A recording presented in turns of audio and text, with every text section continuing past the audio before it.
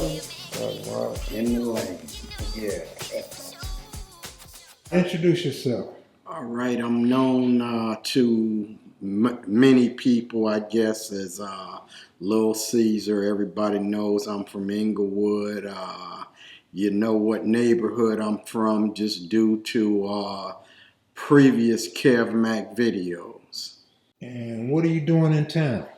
Man, I finally got a chance to get back out here. One of my childhood cronies finally made it home after, I want to say, 38 years. This has probably been one of the best trips that I've made out here in years. So I had the most fun. I got to see a lot of people that I have a lot of love for, and it's reciprocated. So I just really enjoyed myself this time. So you get off the plane, you go to get you something to eat, and who do you run across? Oh man, let me tell this story. So fly into LAX, get off the plane, go get my rental car and everything. So tell myself I gotta make that stop at Roscoe's and get my Obama. So I go in, get my food, eat my food and everything, and I come out of Roscoe's, and I'm walking to the car. I hear a horn honk, and so I look around and I don't see anybody really. So I'm walking to the car and I hear somebody say, "Hey, hey." So I turn around and I look, and I'm looking at somebody I don't know, never seen before, and he says, "Are you Caesar?" And I look at him like, I'm like, "Yeah, I'm to some. Yeah, what's up?" He says, "Mike wants to holler at you." So I'm like, Mike, thinking maybe it's one of my homeboys named Mike. So, I'm like, "Mike who?" He says, "Mike Conception." So I'm like, "Oh man, I haven't seen this brother in decades." So yeah, that was ran into Michael Conception coming out of Roscoe's, and I always say that wasn't an accident. It was, I guess, it was meant to happen. That's what I believe. What was it like seeing JB after all these years? Oh man, it's anytime someone could go through all the things that brother's been through in his life, spend that much time away from home and make it back on this side and still be healthy and still have your wits, it's a blessing. I really appreciate being able to see that brother again in this lifetime. When he was in prison, you used to go visit him, right? Well, not this last bid, but when we were youngsters, I used to go see him. Like, I think I went to visit him one time when he was in Chino. But of course, while he's been in, we kind of communicated, and I always made sure that when I had a little something extra, that I would shoot him a little something to get him some zuzus and wham whams. Did he get a welcome home party or? Yeah, more or less. I think we still may be trying to plan something really big, to welcome the brother home. So hopefully that's coming. So now that he's home, what is he up to? Well, right now he is working on a foundation, and it's called the Second Coming Foundation. And it's kind of going to be a nonprofit, so they're working on a lot of the paperwork and things like that right now. But I do know that he wants to and is going to start a boxing club for young kids and young boys and girls. So that's should be coming up sooner than later. Do you know if he learned his skills on the streets or in prison? When we used to hang out, I have to say the brother was disciplined, man, because JB used to get up in the morning at a certain time, or it may have even been in the afternoon, load his little bag up with his gear and everything in it. And he went and trained, I believe, at Main Street Gym. So his training came before going in. Okay. Did he actually box in the ring in prison? From what I heard, he was a champion in some of the prisons he was in. Okay, that's good stuff. So what else you got for us? Oh man, I know we wanted to kind of bring this thing in to talk about, some more positive things, and a lot of people have their own ideas and own comments and thoughts about what Kev Mac videos are.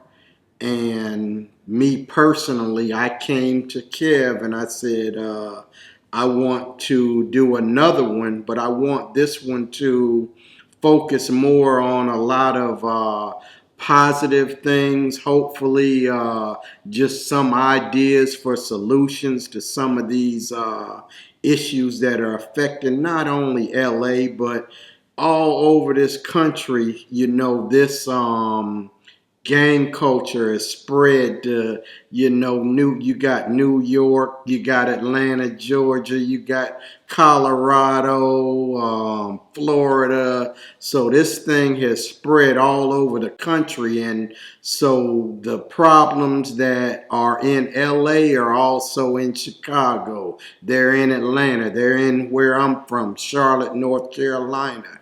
We're killing each other at, epidemic proportions, and just not having a respect for life and each other. So I want to hopefully, speak some more about those types of things, and doing the right thing and lending my voice as an elder, not just OG or triple OG or whatever. I'm an elder, and I've lived through some things. I've seen some things, and hopefully I have something positive to contribute to the community on my way out. I've said it before that I've got more days behind me than in front of me. So if I'm going to be on this platform, I have to leave a positive message.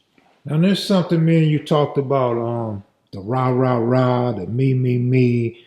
I did this and that while I was gang banging. But you want to talk about where are the OGs at now? What are they doing now?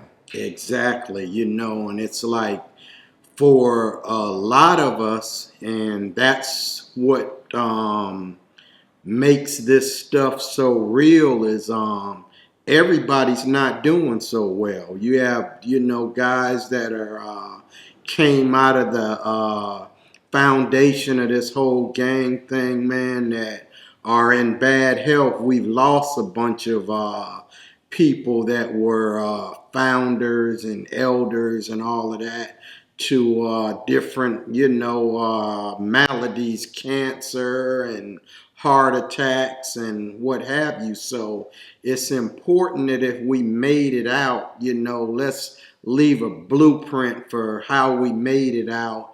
And like you say, what we're doing now. For instance, myself, I get up every morning, or at least when I was working a day shift, get up, man. I go to work every day. I come home at the end of the day, do chores or whatever, cut my grass, get my exercise in. I'm a dude who I do a lot of road biking. I also am still very involved in my Kung Fu training and also teaching. That's something that I have a class that I do every week. So if you're in Charlotte and you got some children or something like that, or even yourself, and you're interested in learning a discipline, get at me. But just, outside of that, Kev, I live I guess what you would call a normal life. I live in a good community. Um, of a lot of black folks. I mean, people of color that are doing well, and we don't hear those types of stories. I see a lot of younger black couples that are really doing things well. I mean, they are, not to say that being in corporate or whatever is everything, but not all our people are doing bad or struggling. So I get to see a lot of these people and watching them, what they are providing for their children and what they expect of their children. There are a lot of us that are successful. Another thing that we talked about was the guys that probably had 500 to 1,000 people following behind them, influenced the whole community to become Crips, Blood, or Pyru, and they want to get their story out there. That to me is why I support what you're doing, and you know that I give you suggestions all the time on, Kev, you got to be careful, who you got on, and, how they come across, and you don't want people on your platform that are gonna stir up animosities and start wars and all of that. But my thing is why not Kev Mac videos? If we can go and give it to the Europeans, we can go give it to Gangland, we can give it to all these other shows that basically capitalize on our misery. Look at this show 48 Hours, man. Every time you turn it on, it's some black dude getting killed on the street, and 48 Hours is one of the top shows on television, and all these people that are going through this misery probably ain't getting a dime. And then when you something to pay attention to when you watch these shows, look who's sponsoring the show.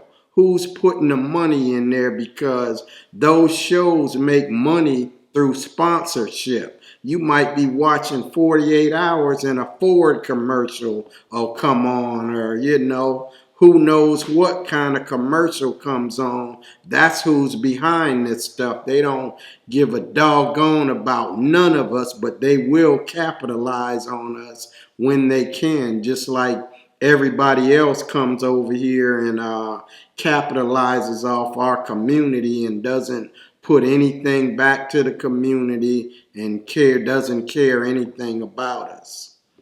Let me ask for your opinion on this. Why do you think black people, including the news, are so quick to give their story to a white media outlet as opposed to a black media outlet? Well, it's the same way. It's kind of like I've heard a saying that a lot of people think white people's water is colder than black people's water.